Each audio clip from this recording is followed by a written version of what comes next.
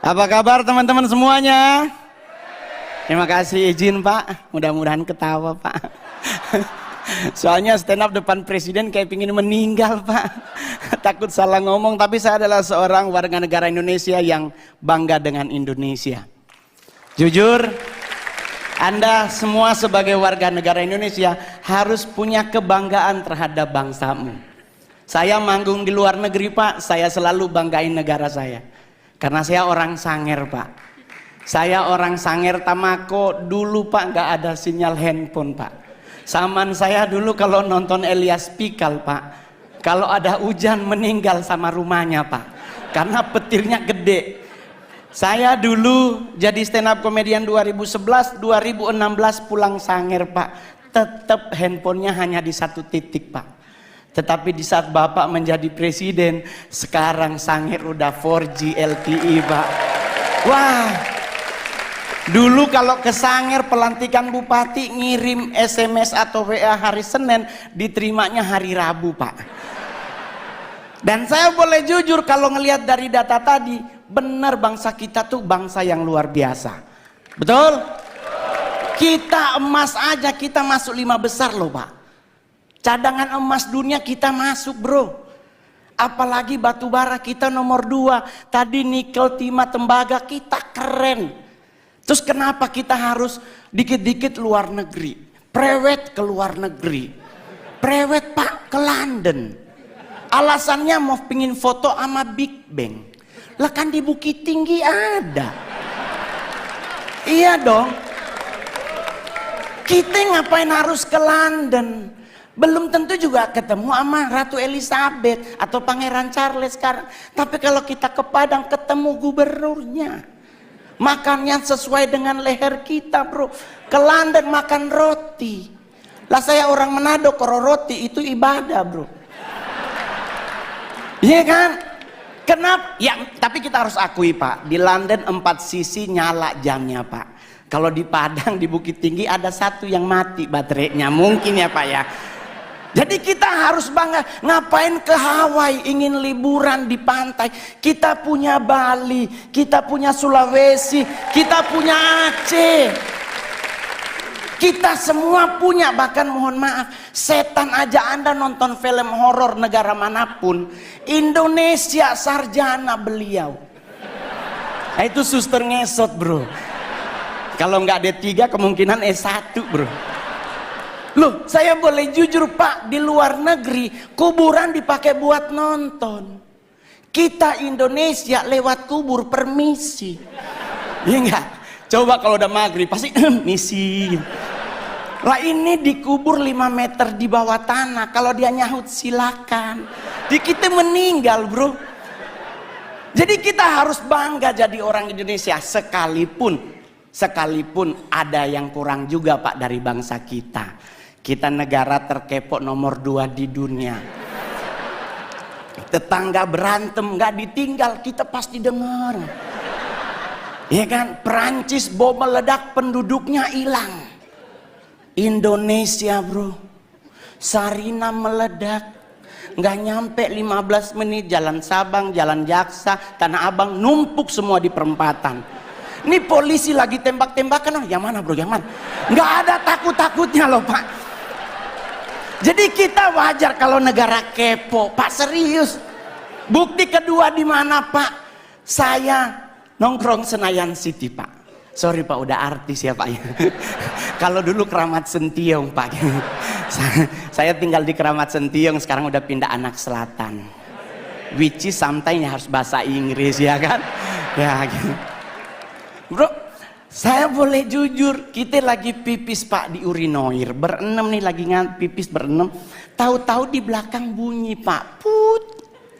Itu kita berenam ini nggak dikomando, nengok semuanya.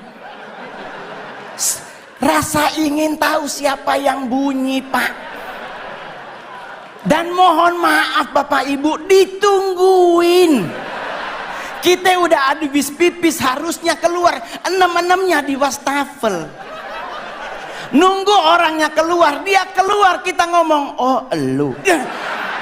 Tinggi banget Pak. Kita harus akui kita kepo tinggi. Kedua Pak, buat Pak Presiden, kita negara apa lagi? Ngusir setan Pak. Padahal mohon maaf Bapak Ibu, setan di luar negeri pakai jas.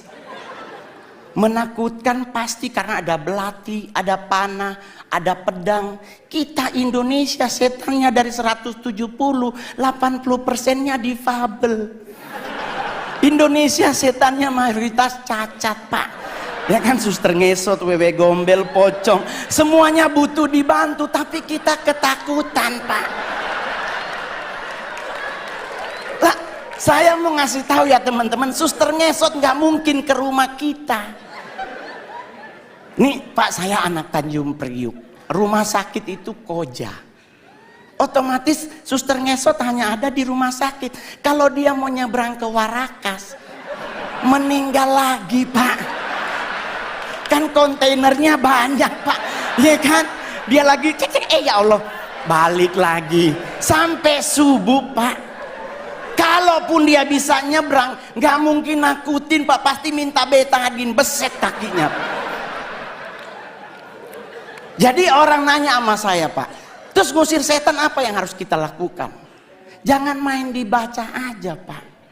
Kalau Muslim dibacain ayat kursi, Kristen dibacain ayat Alkitab atau agama yang lain. Yang paling benar jangan dulu dibaca, tanya dulu setannya, lu agama apa? Iya kan? Takutnya dia Kristen dibacain ayat kursi kan gak kena bos. Iya kan?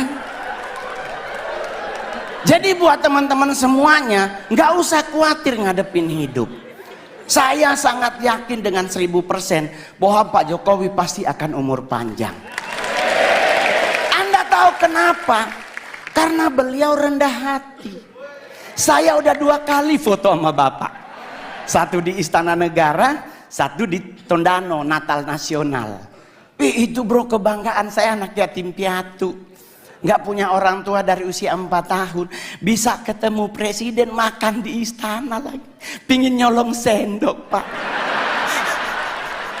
Soalnya sendoknya keren banget, stainless steel terbaik, lumayan buat cincin bro. Serius Pak, saya di Sangir ketemu bupati aja udah pingin pingsan, apalagi sama Pak Presiden. Plus saya kali ketiga disapa oleh Bapak. Di istana ditanya, Mas Mongol. Di Tondano, Mas Mongol. Saya bareng beliau di mobil bagi-bagi buku dan baju. Hari ini pun Bapak nyapa Mongol. Keren Pak. Ya mudah-mudahan foto bersama lagi. Jadi Pak, saya bangga banget memiliki presiden seperti Bapak. Ya kan? Kenapa bisa umur panjang? Beliau rendah hati. Ini yang paling terakhir. Orang yang cepat meninggal adalah orang yang sombong. Ajaran agama Kristen dan Islam sepakat, Nabi itu benci orang sombong. Orang sombong tuh cepat matinya. Kenapa? Jalannya petenteng-petenteng. Ya kan? Apa lu lihat-lihat? Nah itu Pak, kalau malaikat maut nunjukin muka, habis dia. Tapi kalau orang yang rendah hati dan sederhana, jalannya nunduk Pak. Seperti Pak Jokowi, permisi, ya kan? Ya, sederhana. Kenapa orang yang rendah hati meninggalnya lama? Karena malaikat maut nunggunya di depan. Otomatis kalau kita nunduk, kelihatan sepatunya. Ini kan lagi jangan, oh ya Allah dia kan kita putar-putar. Umur panjang Pak, ya kan? Iya dong. Yang kedua, yang lama mati adalah orang apa? Orang budek Pak. Saya oma meninggal umur 100 tahun di Sangir. Mohon maaf Pak, di Sangir nggak ada aturan makanan Pak. Selama dia halal dan bisa dimakan, dimakan. Lah kita sekarang ribet makan, nggak boleh nasi putih karena karbo dan gula tinggi. Harus ganti nasi merah karena karbo gula rendah, serat tinggi. Padahal kalau bicara nasi berwarna, kuning yang paling enak. Ya dong, udah ada ayam sepotong, orek dan sebagainya ya. Nggak ada orang meninggal gara-gara nasi, serius lah. Coba Anda pelajari sejarah. Jenderal Sudirman menurut dokter Belanda cuman punya 3 bulan lagi dia akan meninggal. Karena mengidap penyakit paru-paru yang akut. Tapi coba Anda cek sejarah. Lama beliau mati. Jadi kenapa Jenderal Sudirman lama mati? Rendah hati. Yang kedua, Oma Mongol sampai 100, kenapa dia budek, Pak? Mungkin malaikat maut udah manggil dari umur 70, Ibu Yohana. Oma Mongol nggak dengar, Pak. Kenapa orang budek lama mati? Orang dipanggil sebelah aja dia nggak dengar, apalagi sama yang di atas, ya kan? Ya. Yang paling terakhir, soalnya Pak kalau makin banyak Pak bayar, ya kan? Saya stand up komedi terbaik, terlaris, termahal di Indonesia, asing, ya kan? Yang paling terakhir saya berharap juga buat semua yang hadir hari ini, berhenti mengucapkan turut berduka cita. Semoga almarhum atau almarhumah diterima di sisinya. Jangan lagi dipakai kalimat ini. Kenapa?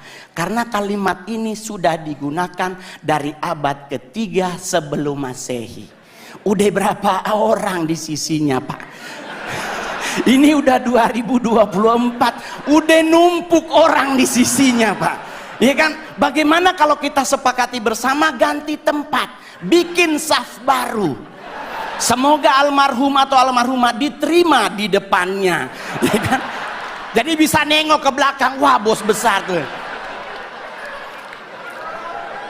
Jadi santai ngadepin hidup, Pak. Saya bergabung dengan PSI baru kurang lebih setahun.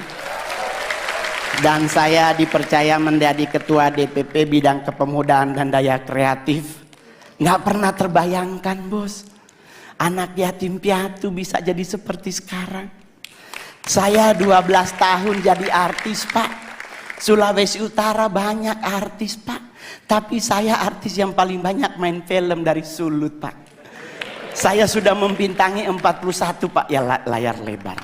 Dan saya berharap Pak Presiden menginformasikan kepada Menteri BUMN, kalau boleh ayo kita bikin film anak kecil, Pak. Indonesia kekurangan film anak kecil yang mendidik, Pak. Jujur aja, bro, kita anak kecil dibombardir dengan film Dora. Anak 6 tahun kerjaannya kelayapan, Pak. Ini anak siapa? Selalu dia mau kemana-mana nanya, mau kemanakah kita hari ini? Ini anak harus tidur siang. Ini gua curiga juga, ini anak ini yatim piatu juga, Pak. Tapi mohon maaf, Pak, zaman Mongol dulu ada si Unyil. Ada nilai moralnya yang diajarin oleh Pak Raden.